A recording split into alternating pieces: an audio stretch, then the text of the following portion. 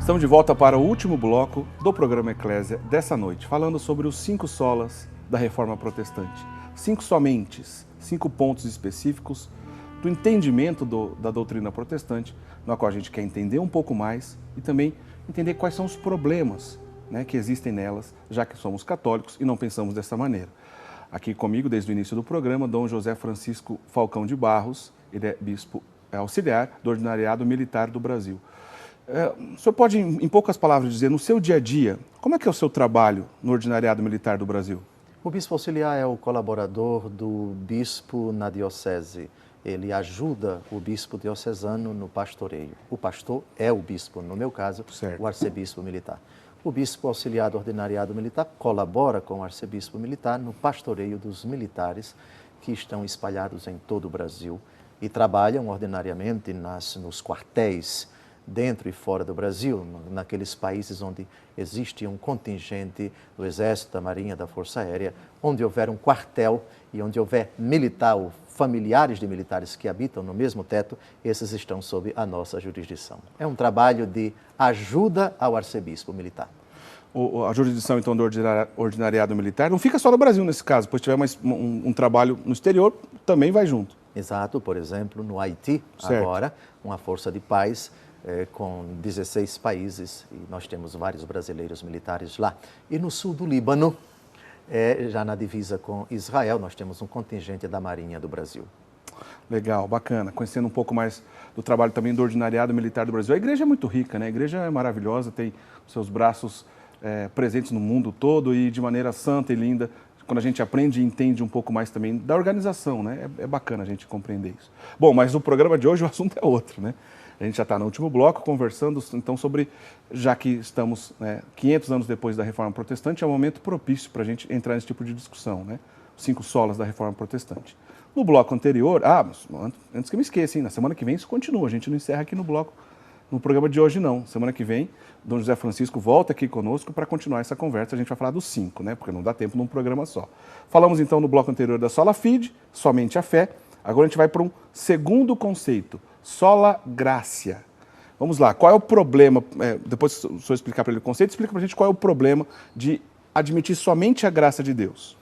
Lutero combatia os méritos do homem. Lutero não admitia de jeito nenhum que o homem pudesse fazer alguma coisa para merecer a salvação. Num certo sentido, ele está certo. Agora, é preciso voltar de novo àquela questão da concepção da salvação no mundo judaico do seu tempo. O farisaísmo, os fariseus, os saduceus, etc., os conhecedores da lei, propugnavam uma justiça em função da prática do homem. Jesus, no capítulo 5 de São Mateus e até o capítulo 7, o discurso do Sermão da Montanha, diz que se a vossa justiça não superar dos escribas e fariseus, vós não entrareis no reino dos céus.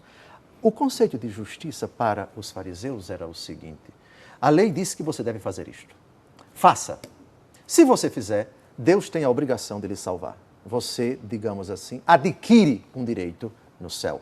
Você está salvo automaticamente. Basta você cumprir as obras da lei. Ora, São Paulo se insurge contra isso. No cristianismo nascente, alguns começaram a defender essa doutrina. Se vocês não se circuncidarem, vocês não poderão se salvar. São Paulo protestou contra essa doutrina, provocou-se um celeuma na comunidade e todos subiram a Jerusalém para discutir a questão com os grandes da igreja, o que redundou no Concílio de Jerusalém. A discussão foi dirimida, uma carta foi redigida, o homem é justificado pela graça. O homem é justificado gratuitamente. E isso não é mérito do homem. O homem não pode fazer nada por merecer a graça de Deus. Cito Romanos, capítulo 3, versículos de 21 a 24. Sem o concurso da lei, manifestou-se a justiça de Deus, atestada pela lei e pelos profetas. Esta é a justiça de Deus pela fé em Jesus Cristo, para todos os fiéis, pois não há distinção, com efeito todos pecaram e estão privados da glória de Deus e são, atenção, a frase mais importante, são justificados gratuitamente por sua graça. Tal é a obra da redenção realizada em Jesus Cristo. A justificação é gratuita, ela não é merecida. Deus transforma o homem, cancela o seu pecado, não porque o homem mudou de vida, não porque o homem se tornou bom. Quando éramos pecadores, Cristo morreu por nós, diz o apóstolo Paulo. Portanto, o que aconteceu no Calvário não é merecido. Não é uma obrigação de Deus o mistério da encarnação. Deus não se sentiu obrigado por nada, nem por ninguém, mas foi iniciativa absoluta da sua graça. Neste sentido, a afirmação sola gratia, ela é verdadeira. Mas o problema de Lutero está em você abominar o mérito que Deus Todo-Poderoso confere à pessoa justificada. Com relação a isso, é muito importante o critério de recompensa que nosso Senhor Jesus Cristo atribui no discurso dos capítulos 5 e 6 do Evangelho segundo Mateus. Quando orares, entra no teu quarto, etc., e teu Pai que vê o que está oculto te recompensará. Ora, a ideia de recompensa supõe o mérito. Se Deus vai me recompensar, porque eu mereci. Só que não é um mérito de justiça, é um mérito de graça. Você não merece nada, você não merece nem existir. Tal é a nossa condição diante de Deus, infeliz, miserável, pobre, cego e nu. Apocalipse capítulo 3, versículo 17. Se eu não mereço, a graça de Deus em mim, Deus me concedendo a graça, eu passo a merecer. O que é o mérito no sentido teológico? O mérito é o fruto que o justificado tem, que apresenta a Deus e tem valor salvífico. Ou seja, é qualquer atitude, qualquer ação que será recompensada na outra vida. Ora, nesse sentido, nós temos muitas ações meritórias que o Senhor levará em conta e que nos recompensará com o céu, esperando que eu também me inclua nessa categoria. Vinde benditos para o reino do meu Pai, Mateus 25, preparado para vós desde a criação do mundo, porque tive fome e me deste de comer. Aqui está uma ação meritória. O problema é que a criatura, ao dar de comer à pessoa, não pode fazê-lo, não pode cair na presunção de achar que, por que eu estou fazendo isso? Deus se obriga a me levar para o céu e eu adquiro um direito a ir para o céu. Sem mim nada podeis fazer, diz nosso Senhor. Se eu faço um ato meritório, não fui eu, mas a graça de Deus em mim. O que é que tens que não tenhas recebido, diz o apóstolo Paulo. Portanto, com exceção do pecado, tudo aquilo que nós fazemos é fruto da graça de Deus. Sem mim nada podeis fazer. Quem se gloria, glorie-se no Senhor. É nesse sentido que se fala de ação meritória, isto é, qualquer atitude que será levada em conta no dia do juízo e que será recompensada com a felicidade sem fim.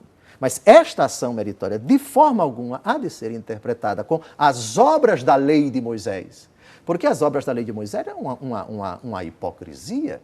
Eu pago o dízimo, mas, e não significa dizer que eu posso renunciar ao pecado. Eu posso continuar com o pecado. A denúncia dos profetas, Oséias capítulo 6, versículo 6, é misericórdia que eu quero e não sacrifício. Repare que isso já ilustra uma mentalidade da época. Eu realizava o sacrifício no culto, mas o meu coração estava longe de Deus. Eu matava, eu roubava, eu cometia adultérios, eu oprimia as pessoas, eu enganava, eu ludibriava, eu causava sofrimento às pessoas, mas eu era um judeu do ponto de vista formal, externo, impecável. Estava no culto, levantava as minhas mãos, fazia as minhas orações, etc., pagava o dízimo, oferecia o sacrifício, observava o sábado, não comia certos alimentos, mas o coração longe de Deus. Essas obras que não justificam. Contra isso se insurgiu o apóstolo Paulo. Mas bem diferente é a obra da fé. O homem renovado pelo sangue de Cristo e pela força do Espírito Santo, cheio de Deus, agindo para a glória de Deus. As suas obras são meritórias. Agindo com as devidas disposições, Deus promete uma recompensa a determinadas obras, e Mateus 25 ilustra muito bem isto. O problema, então, do sola fides e do sola graça, que está relacionado com o sola fides. É verdade, não deixa de estar relacionado. Estão relacionados. Então, se é verdade que eu sou justificado gratuitamente, o que aconteceu no Calvário não foi merecido, foi iniciativa gratuita de Deus. Essa justificação, Deus gratuitamente me santifica, mas isso supõe determinadas obras meritórias, e a primeira delas é a conversão. Convertei-vos e crede no Evangelho. Certo. Depois, o batismo. O batismo que salva, diz a segunda carta de São Pedro, citando o episódio da arca de Noé. E também, Tiago, capítulo 2, versículo 24, as obras justificam e não apenas a fé. É verdade, a graça de Deus é quem justifica, significa o que Deus me ofereceu na cruz em Cristo e na força do Espírito não é merecido, é um favor de Deus. Eu não mereço isto. Por outro lado, se a justificação me foi dada gratuitamente, ela me impele a agir pela caridade. Só que esses atos do renovado, da pessoa que renasceu para a vida da graça, Cristo Jesus decidiu atribuir recompensa a esses atos. E nesse sentido se diz, são atos meritórios. O que é o mérito? É o fruto que o justificado apresenta a Deus e tem valor salvífico. Isto é, qualquer atitude que será recompensada no céu. Recompensa tem relação com mérito, mas o mérito que Deus atribui às obras que vão ser recompensadas, aquelas que estão no dia do juízo, que serão lembradas no dia do juízo final, não são mérito meu no sentido absoluto, mas a graça de Deus em mim. Eu vivo, já não sou eu que vivo, é Cristo que vive em mim. Não pode virar uma espécie de barganha orgulhosa, como o senhor bem disse, quase que obrigando a Deus a agir? É a ideia do comércio, né? Eu te dou para que tu me des. Entendi. Eu vou fazer determinadas obras para comprar o céu, para ganhar o céu, para me apropriar do céu, e isso é absolutamente inaceitável à luz da teologia do apóstolo Paulo. Pensemos, por exemplo, as palavras do nosso Senhor Jesus Cristo: somos servos inúteis, depois que tivermos feito todo o trabalho, fizemos o que devíamos fazer, certo. Não fizemos mais do que a nossa obrigação. E, mesmo fazendo, isso não nos dá direito adquirido no céu. Se o Senhor nos der o céu, é por graça. Mesmo Ele dando, atribuindo a determinadas obras meritórias, uma recompensa no céu, isso é dom de Deus, não é mérito nosso. Porque, com exceção do pecado, tudo aquilo que nós fazemos que agrada a Deus é fruto da graça dele em nós. Isso abre o precedente para uma espécie de teologia da predestinação. Tem a ver com isso? E se a predestinação é algo oficialmente condenado pela Igreja, tem relação com isso? Calvino e Zwinglio defenderam a predestinação para o inferno. Certo. O tema da predestinação é bíblico, é do apóstolo Paulo, não é? Nós somos predestinados antes que o mundo fosse criado a sermos santos pelo amor.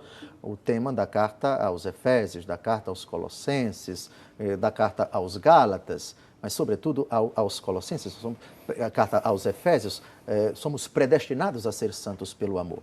Existe uma predestinação para o céu, só que uma predestinação que leva em conta os nossos méritos. Deus, antes de o mundo ser criado, nos desejou e nos criou, desejou criar-nos para que fôssemos salvos, para que fôssemos para o céu. E isso, porém, supõe a nossa decisão, a nossa colaboração, a nossa responsabilidade, a nossa individualidade em aceitar, em sermos dóceis à palavra de Deus. O problema é que Zwinglio e Calvino aplicaram de forma indevida o conceito paulino de predestinação para o inferno e defenderam que algumas pessoas nasceram predestinadas para o inferno. Isso é complicado, eu diria até isso é blasfemo, isso é herético. Imaginar que antes que o mundo fosse criado, Deus Todo-Poderoso já predestinara certas pessoas para o inferno. Essa doutrina sempre foi condenada pela Igreja Católica. A predestinação para o céu, para a salvação, ela é bíblica e corresponde, coaduna-se verdadeiramente com o conceito do Deus cristão. Mas a predestinação para o inferno, não. Senão a gente pode olhar para uma pessoa em situação de pecado, distorcer isso que o senhor acabou de dizer e falar, olha, tá vendo? Predestinado para o inferno. A graça de Deus não tem como agir ali nessa pessoa. É esse o problema? O problema da predestinação para o inferno é a concepção de um Deus que, antes de nos criar, já nos cria direcionados para o inferno. Isso é inadmissível.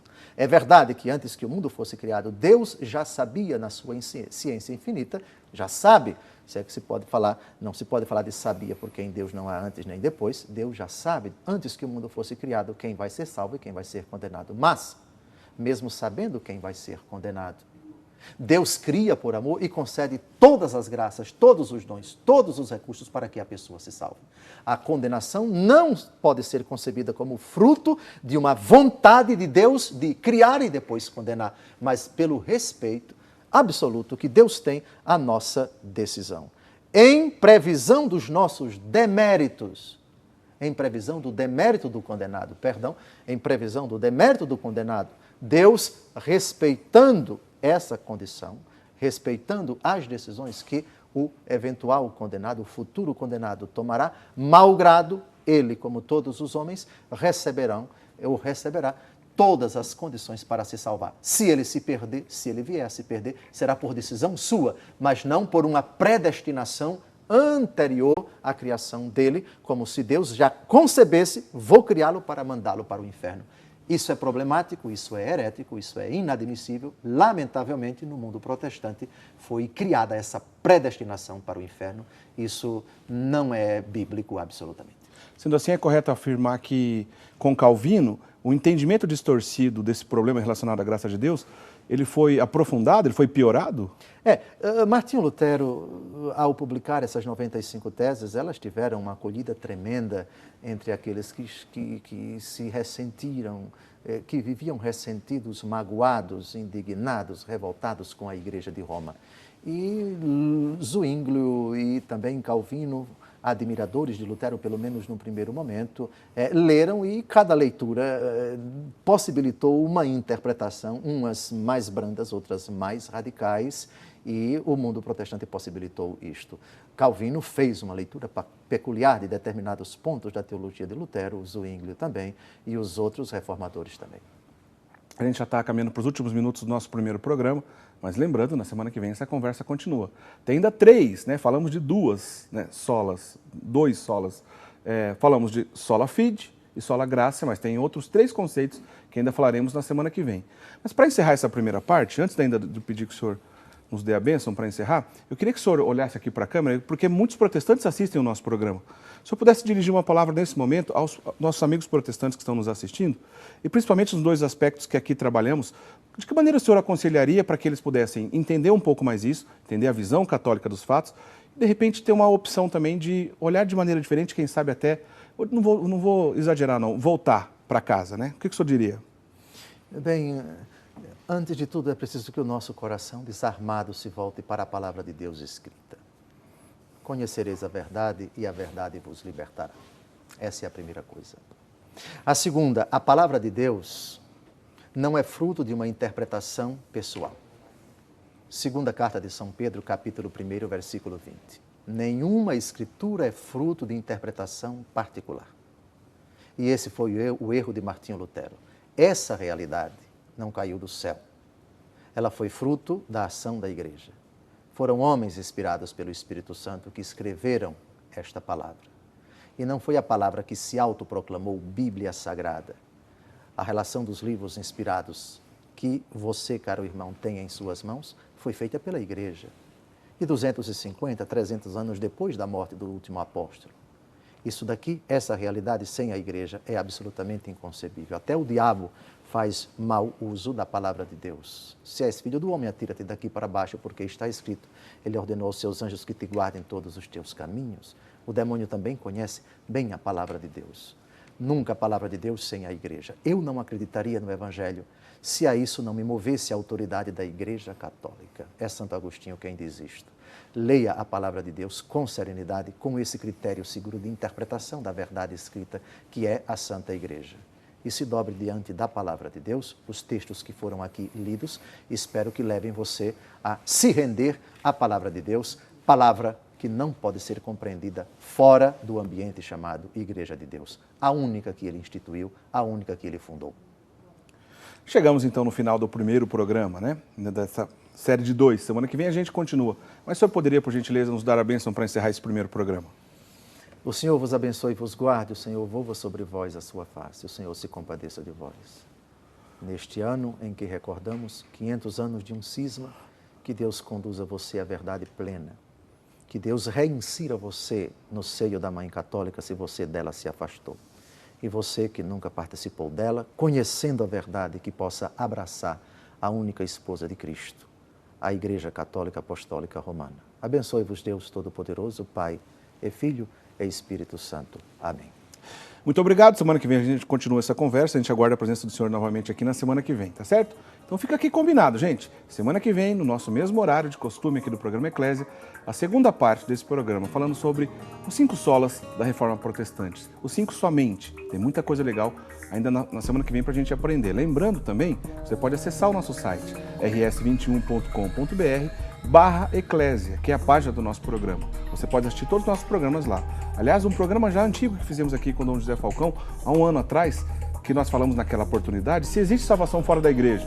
Foi essa a pergunta. Tá lá, você pode conferir esse programa, tá lá na nossa lista então de vídeos da página do programa Eclésia. E esse, é claro, e todos os nossos programas também na sequência, nessa mesma página, tá bom? Uma boa semana a todos vocês, semana que vem a gente se encontra. Até lá, tchau, tchau.